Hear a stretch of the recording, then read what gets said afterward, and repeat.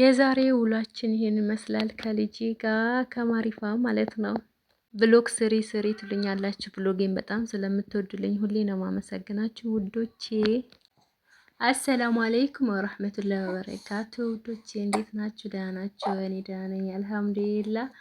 ለእኔ ቤት አዲስ የሆናችሁ ሰዎች ሰብስክራይብ አድርጉኝ፣ ላይክ አድርጉ፣ አበረታቱኝ ውዶቼ።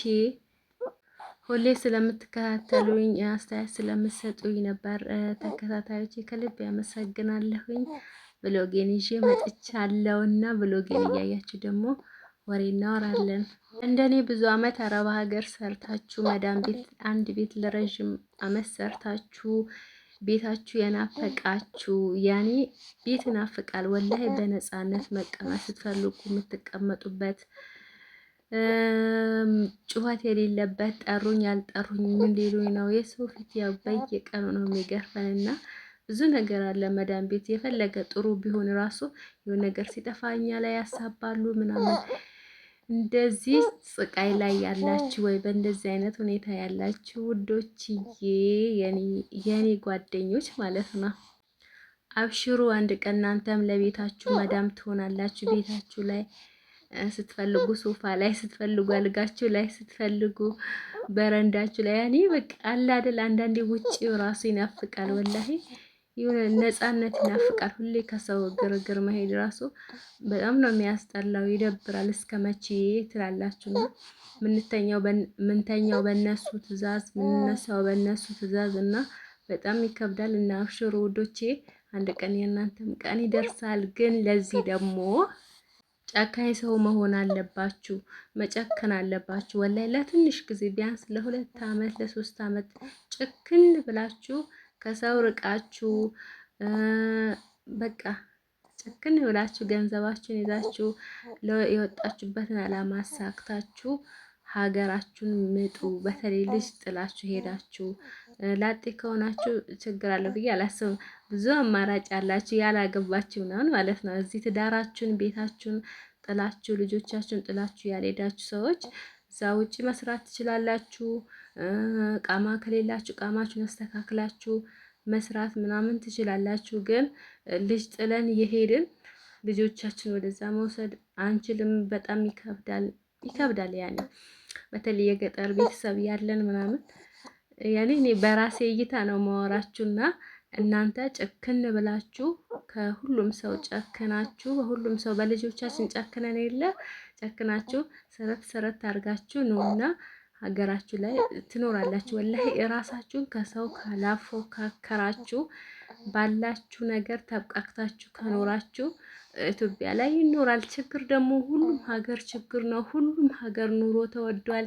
ሲጀመር ኑሮ ተወዷል አትምጡ ምናምን የሚሉ ቤተሰቦች ስደትን ያላዩ ቤተሰቦች ናቸው። ስደት ምን ያህል እንደሚያስጠላ ምን ያህል በቃ አለ አይደል ውስጥን እንደሚያደክም አያውቁምና በእነሱ አይፈረድባቸውም። ሄዶ የመጣ ሰው ግን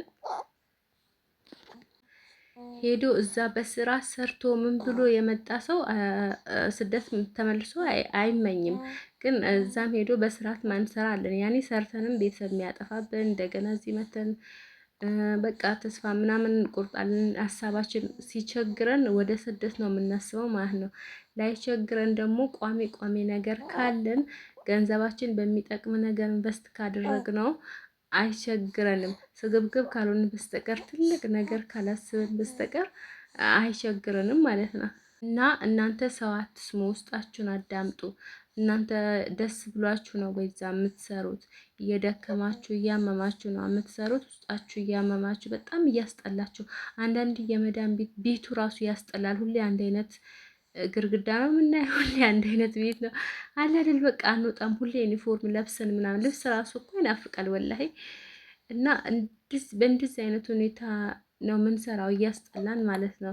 እንደዚህ እየደበርን እያስጠላን እየደከመን እያመመን ሰርተን ለሰው ብር መስጠት የለብንም። ሌላ ደግሞ ሰው መስማት የለብንም።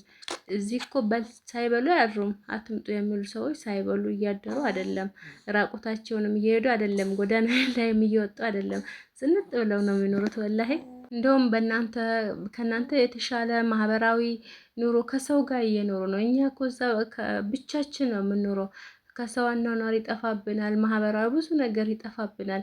እዚህ መተን ቀስ በቀስ ነው እሱን ራሱ ምን ለምደው ማለት ነው። ከሰው ተገለን እንደመኖር ነው እዛ አረብ ቤት ስንሰራ ማለት ነው።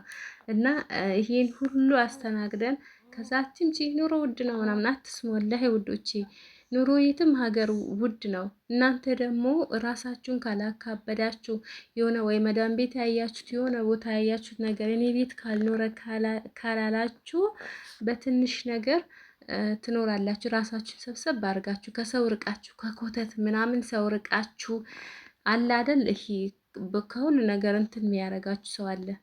ቢዚ የሚያደርግ ሰው፣ ማይፋታችሁ ሰው፣ ስራ ማያሰራችሁ ሰው አለ እና ዩቱብ ምሰሩ ወይም ሚዲያችሁን ያሳድጋችሁ የመጣችሁ ደግሞ ከኖራችሁ መታችሁ ከዚህ በቃ ከሰነፉ ማህበረሰብ አንድ ላይ መሆን የለባችሁም። ያሰንፋችኋል። የእነሱ ነገር እናንተ ላይ ይጋባል እና ተመልሳችሁ ትሄዳላችሁ ማለት ነው። ግን እዛ ቆርጣችሁ ከመጣችሁ እዚህ የምትኖሩበትን ነገር አታጡም። ወላሂ ዶሮ 10 ዶሮ ግቢያችሁ ላይ ቢኖራችሁ በቃ እንቁላል ብሸጡ አንድ እንቁላል 25 ብር ነው። 5 እንቁላል እንኳን በቀን ብሸጡ ስንት ብር እንደምታገኙና ዋናው ነገር የሚቸግራችሁ ጤናችሁ ደህና ከሆነና ቤት ካላችሁ አሁን ከቤት ቤት መቀየር ከግቢ ግቢ መቀየር ያደክማል ብዬ አስባለሁ። እና በራሳችሁ ቤት በራሳችሁ ግቢ የምትኖሩ ከሆነ ኑ እላችኋለሁ ወላሂ። ሌላ ደግሞ ቤት እያላችሁ ቤታችሁን ጽድት አድርጋችሁ ዕቃ ሞልታችሁ ምናምን የምትሰደዱ ሰዎች አላችሁ። ለምንድን ነው ላለው እኔ ማለት ነው ወላሂ ለነገሩ አያድርስብኝ ማለት ነው። እኔም በፊት ልጅ ጥለው በሚሰደዱ ሰዎች ፈርድ ነበርና ግን ደረሰና እኔም ልጄን ጥዬ ተሰደድኩኝና ወላሂ ብዙ ነገር ነው የሚጠፋው። ቤታችሁ ስትሄዱ ሴት ቤት ለቃ ስትሄድ ብዙ የፈለገ ባል ጥሩ ቢሆን ጥንቁቅ ራሱ ቢሆን ብዙ ነገር ይጠፋባችኋል። ስደት ሄዳችሁ የለፋችሁበትን ነገር የሆነ ነገር እጨምራለሁ ብላችሁ ስትሄዱ እዚህ ብዙ ነገር ይጠፋባችኋል። ቤት ካላችሁ ሰብሰብ ብላችሁ ከተቀመጣችሁ አልሐምዱሊላህ ብላችሁ ብትኖሩ ነው የሚሻለው።